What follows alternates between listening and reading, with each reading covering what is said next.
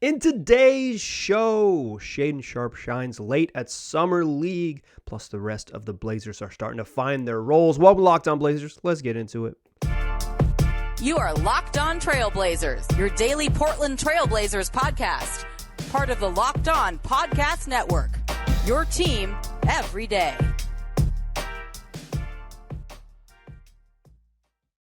What up, world? It's your past first point guard and Trailblazers reporter, Mike Richmond. You are listening to another episode of Locked On Blazers, part of the Locked On Podcast Network, available wherever you get podcasts and also on YouTube. Thanks for making this show your first listen. Tell your friends to do the same. It's Locked On Blazers, your team every day. In today's show, we're talking Summer League. The Blazers held on to beat the Charlotte Hornets to improve to 2-1 after 3 games in Vegas. Shaedon Sharpe had his best quarter of the summer, finishing strong in the fourth quarter to bring the Blazers home. I want to talk about the Blazers' young forwards, Chris Murray and Jabari Walker, and then the rest of the guys back half of the roster who could make that transition from Summer League standouts to players on the Blazers G League team. The virtues of finally having a real developmental system. The Blazers might be able to cash in thanks to joining the rest of the league with a G League program. But let's start here talking Shaedon Sharpe, because he was finally really good. Finished with the team high 26 points, grabbed 4 boards, and played about 32 minutes in this one. I have mentioned in the past, I'm not heavy on Summer League box score stuff. I think maybe the way it happens is more valuable than like what actually happens. But after, I thought Sharpe was pretty good in the first half when he played Scoot Henderson in game 1 of the Summer League. Then he had kind of a stinker second half and looked really just exhausted at the end of game 1. Then he was straight up bad in game 2. He was just very bad. Kind of just like didn't look like he had the juice to play basketball. So he needed to bounce back, right? Like I don't want to change. He's gonna be fine. Like he's gonna get to play a whole bunch of minutes if he struggles all of Summer League. But I think for Blazers fans' comfort level and for sort of Shaedon Sharpe's own sort of trajectory, he needed to have a good game. I had said prior to the start of Summer League that one of, I think, a reasonable goal for Shaedon Sharpe would be too good to be here type of thing, where it's just like he plays so well in the first 2 or 3 games that they say, okay, you're done for the week. He hasn't been that. He needs to play. Like I think he'll continue to play because he needs to play. He just needs to play a bunch of organized basketball.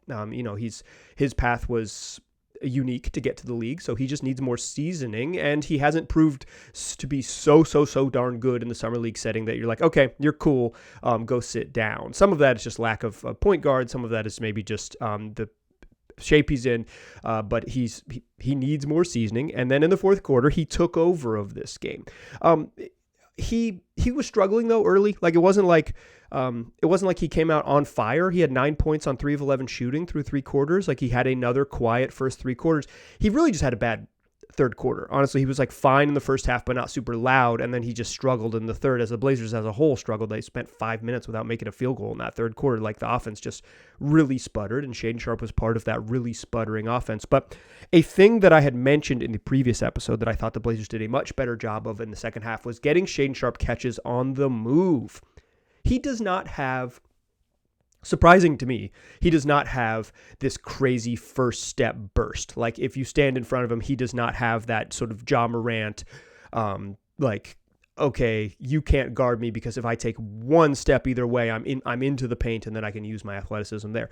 Shaedon Sharpe is smooth. Like he's got that syrupy, buttery moves, young pancakes out here. Like he gets to his spots. He kind of moves at his pace. He's fluid getting into his jumper when he has time and space to do so, but he's not blowing past people. Like he's not catching it, sizing you up and just like, haha, too slow and like blowing past you.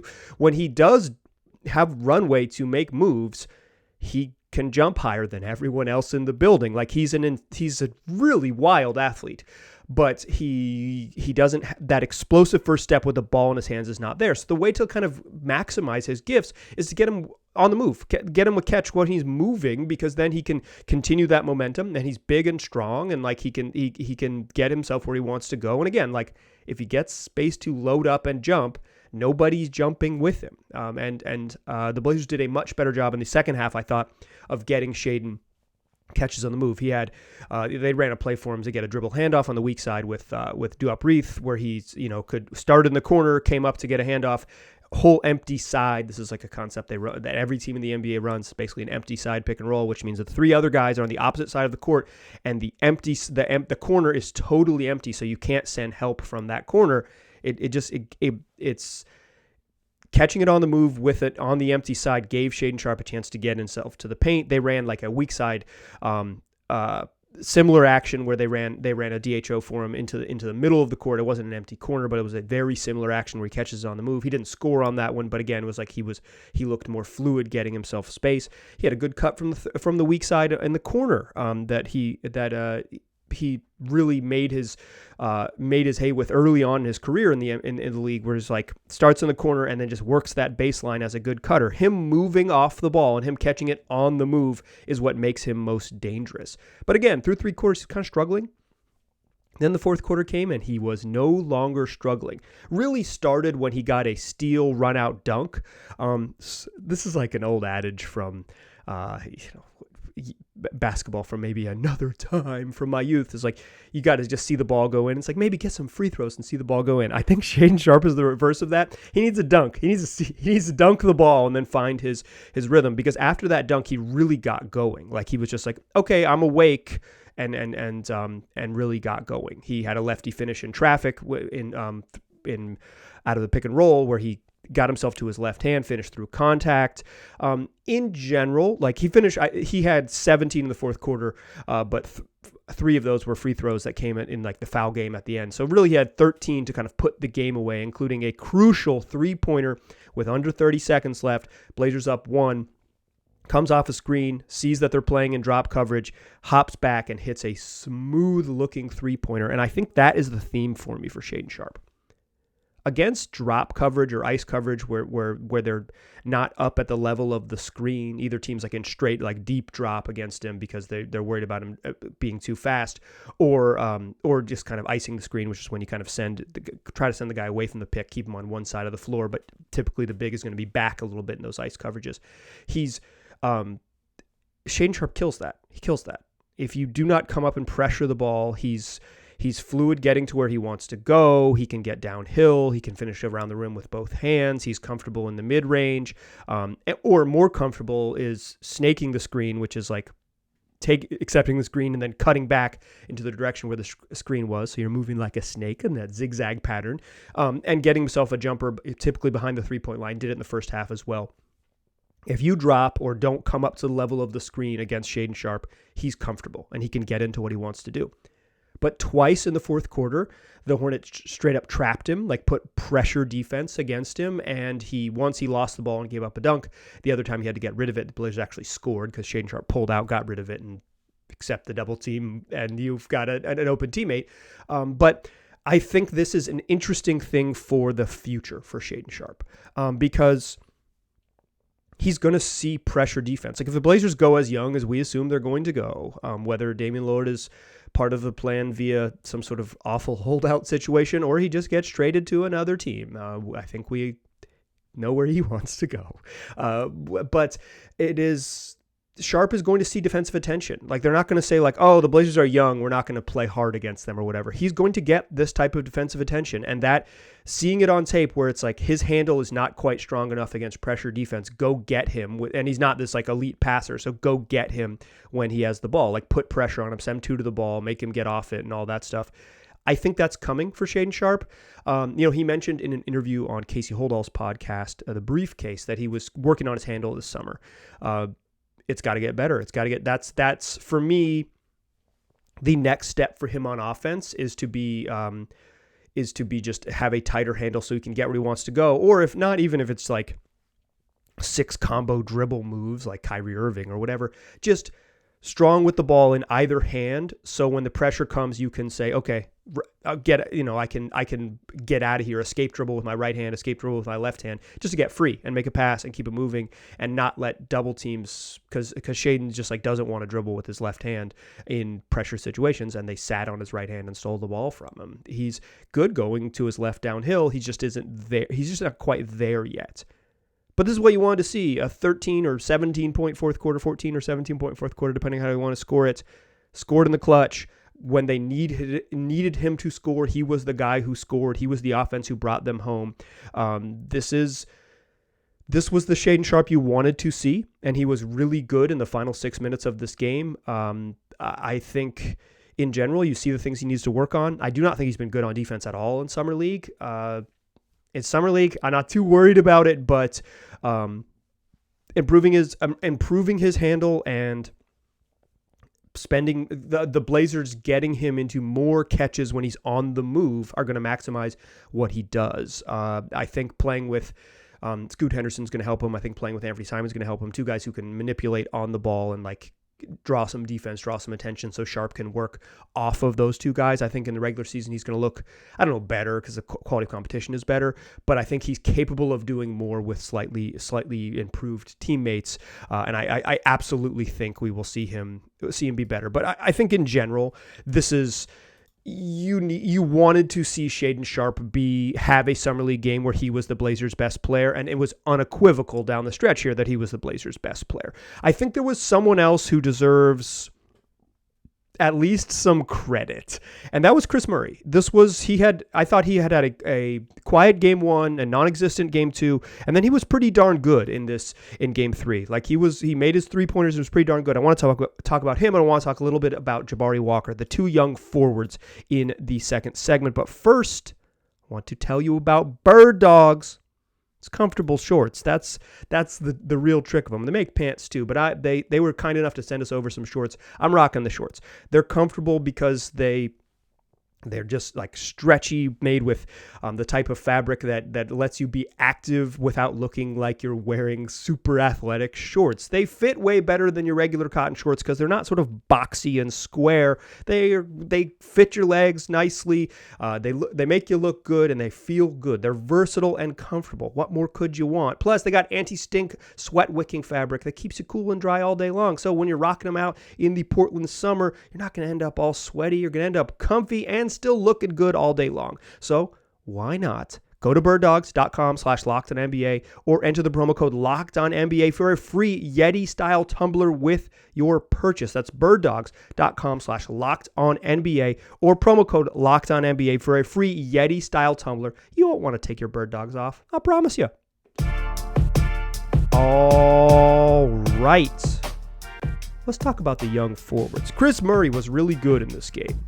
I thought he was really good early on the move. The Blazers ran a couple sets for him in that second quarter where horns, which is when you get two players that start at the opposite corners of the free throw line, the two elbows, and they run actions from there. The Blazers usually run a lot of sort of cross screens or cross screen to set up just like a simple ball screen, but actions out of horns to kind of get the defense to guard and be in motion. And two different actions out of that same look got Chris Murray catches on the move. And when he got going on the move to his strong preferred left hand, he's left-handed, Keegan is right-handed. We're going to hear that a lot. His twin brother. They didn't mention on the broadcast how much, they weren't surprised on the broadcast today, or excuse me, on Tuesday, about how much Chris Murray looked like his brother Keegan. They have been in recent NBA broadcasts. They're identical twins, y'all. They're identical twins. But, getting him on the move to his left hand, I thought early on looked really good. He missed a couple spot ups he could make in that first half, and I thought, I was like, yeah, he's another guy who's like, shooting is kind of the question mark for him. In college, he could score out of the post. He's got a lot of versatile offensive game, but he wasn't this knockdown shooter, and he's not the knockdown shooter that his brother is. And it's like, if he's going to be, the reason that Keegan is like a really high level pick is because he has all this like varied offense plus the shooting, and shooting is the separator in the NBA. Shout out to Phil Beckner. But the question mark for Murray was, could he shoot? And I thought early in the game, even getting clean spot up looks, he wasn't making them. And it's like, dang, that's to me, that's going to be the thing that kind of limits his year one, like effectiveness. I don't think that him not shooting well in Vegas really pertains much to his whole career, but like for the most part, he profiles as like a high-end role player. And if you're a high-end role player who can't shoot in the league, you're a low-end role player. I mean, that's the nature of the way the sport works for now, is you got to be able to shoot it unless you're like a high usage on ball dude, you got to be able to shoot it to get like real minutes to play, or you need to be an insanely good defensive player. And young players typically aren't that. But in the second half, Murray made threes. Like he finished 4 of 7 from deep. Like if he's going to shoot that well, that's a really nice shooting night. He can get it done. I thought he was competitive, if not super effective on defense. He's got he has a sense of where to be on offense in terms of like chasing down rebounds and stuff like that. And he plays hard. And I thought the knock for me on him in game 2 was like, what did he do? I just didn't notice him, I didn't it was just like he didn't do anything. He's just kind of floating around the perimeter and kind of figuring out where he fits in. And some of that is just like the point guard, Michael DeVoe, who again played for Scoot Henderson, who did not play in this game. I can't imagine Scoot Henderson plays again in Summer League, but bummer, but it is what it is. But it's like Michael DeVoe had 29 in game 2. So it's like the dude who's coming down the court as the point guard was shooting a lot. So it was like, where is Chris Murray going to like get in where's he going to fit in? Finding where you fit in with a guy who probably haven't played very much with. You played a little bit with, but certainly more familiar with Scoot in terms of just like working out at the facility, et cetera, and like prioritizing getting the young guys together, the same rookie class together. And Scoot's just a way better natural passer than DeVoe. And I think Murray in game 2 looked just confused about where he was going to be impactful. In game 3, he didn't wait around.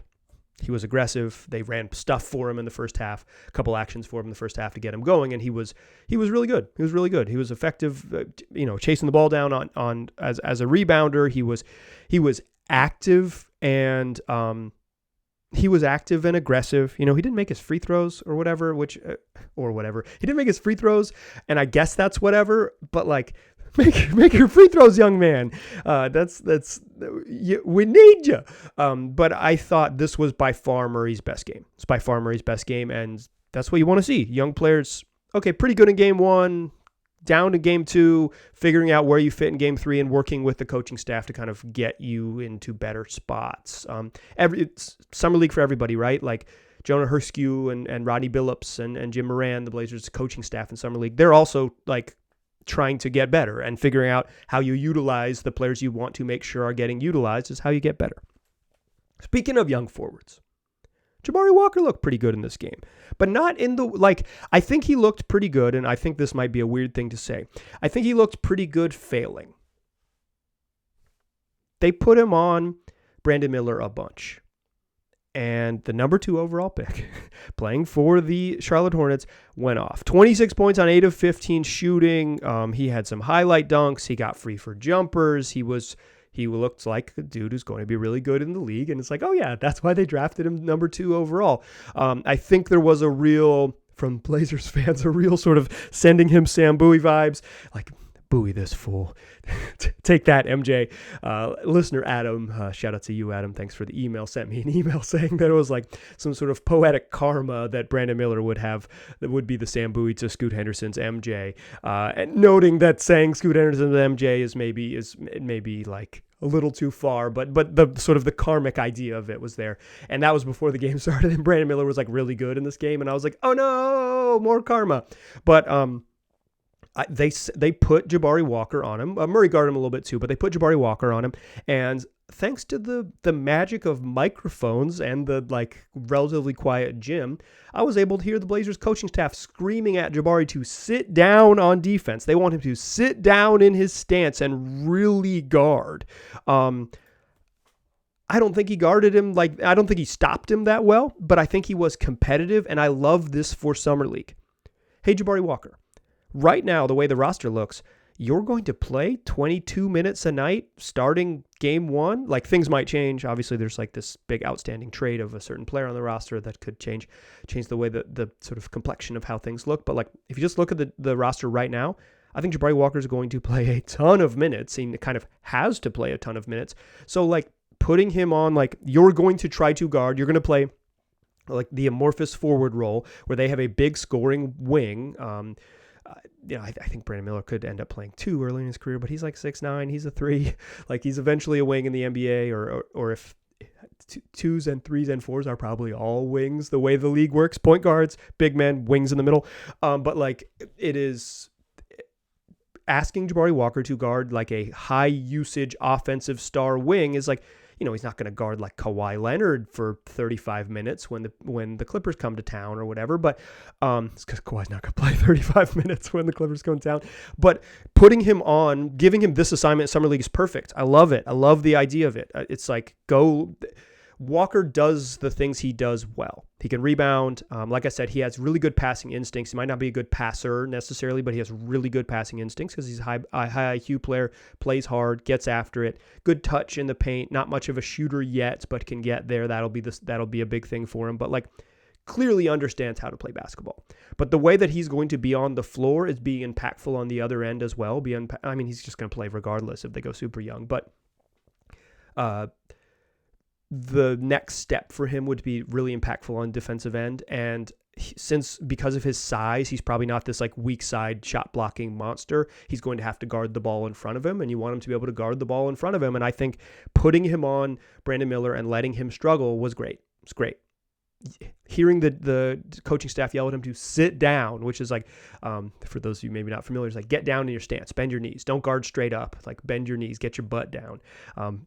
And like hearing them yell, Jabari, sit down, and like really get after him to guard aggressively with the balls in front of him. I love it.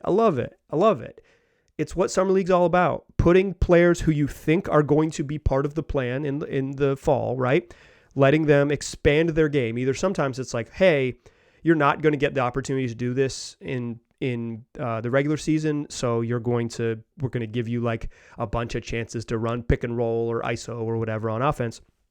Or it's like, hey, we really want you to be able to do this in the fall, so Summer League is where you're going to see if you can do it. And giving Jabari that opportunity and saying, and like hearing the coaches really get after him with that opportunity. I loved it. I think it's legitimately exactly how teams should use Summer League. And I'm super glad that the Blazers gave him that chance, right? I'm super glad the Blazers said, okay,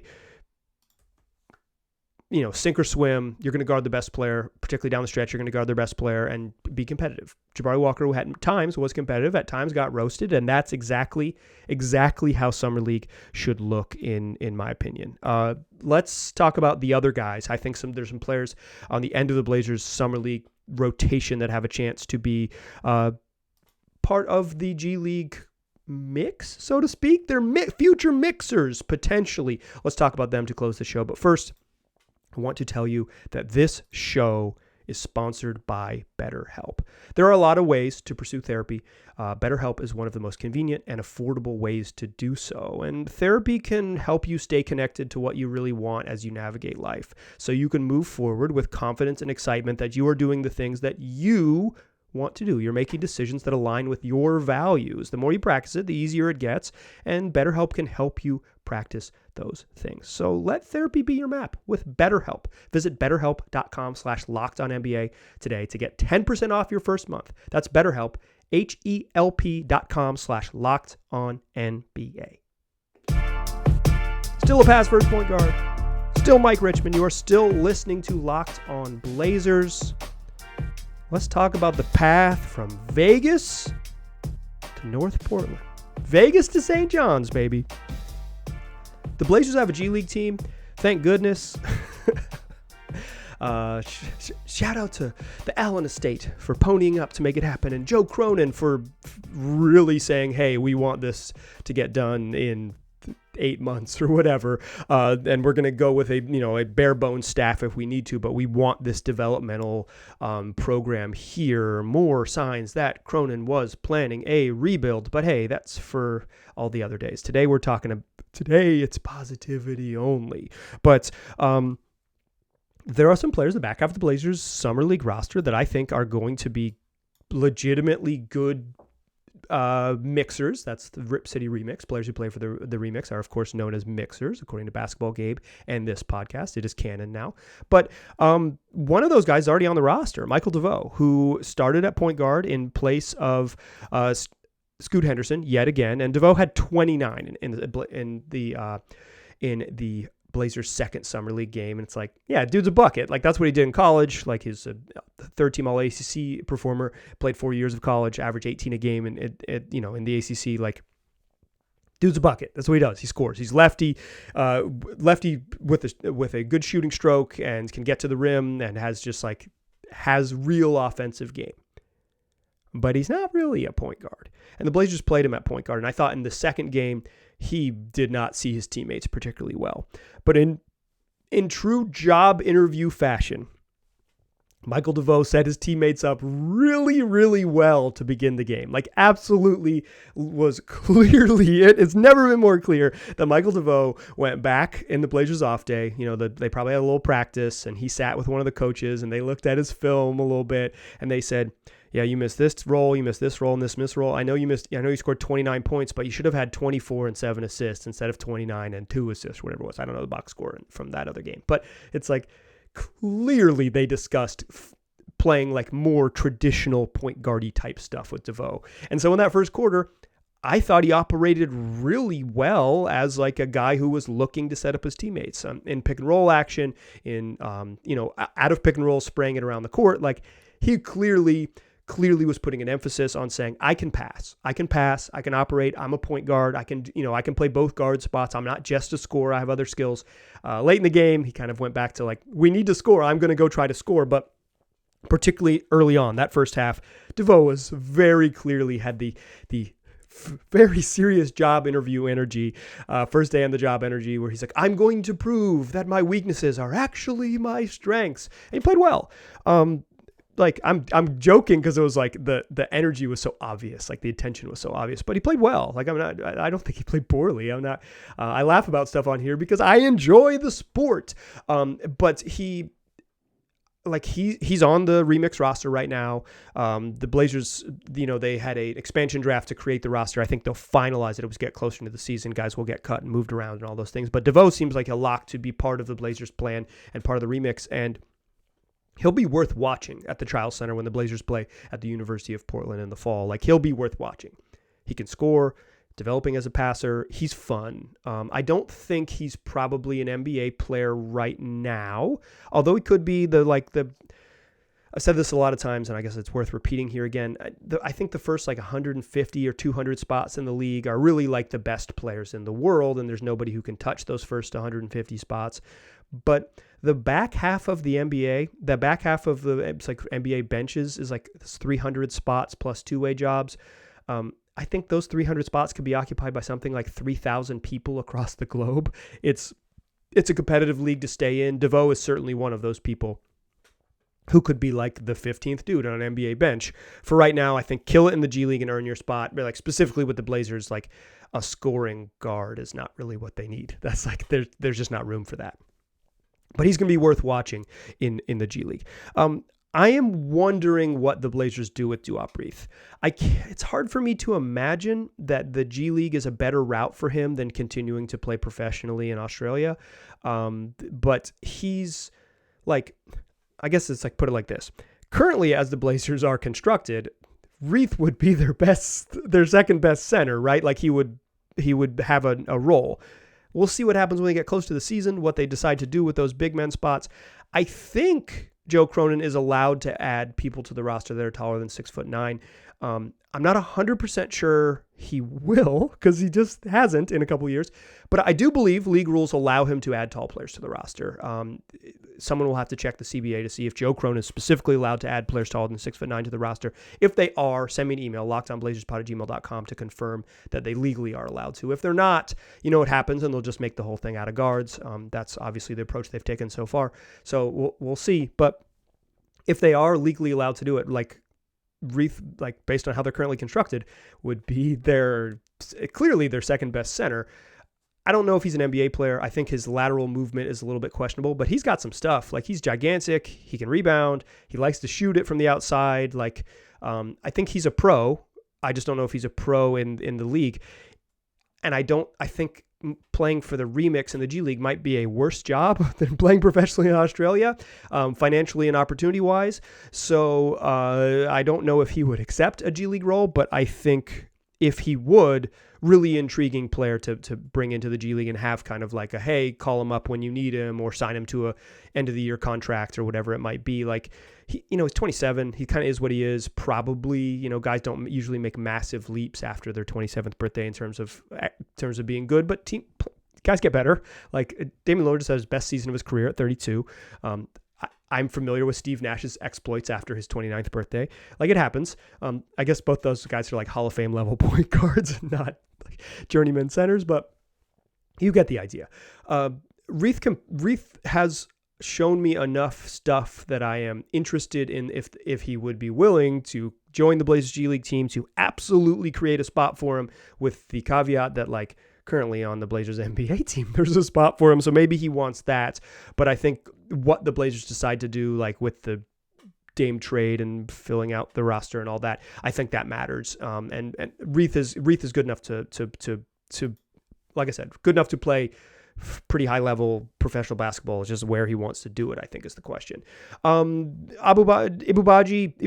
just still kind of figuring out where he fits in. I think he's going to play for the remix, and I think it's going to be fun, and I think that's a really good, like, I think just like getting him a bunch of minutes in the G League is going to be super valuable for him.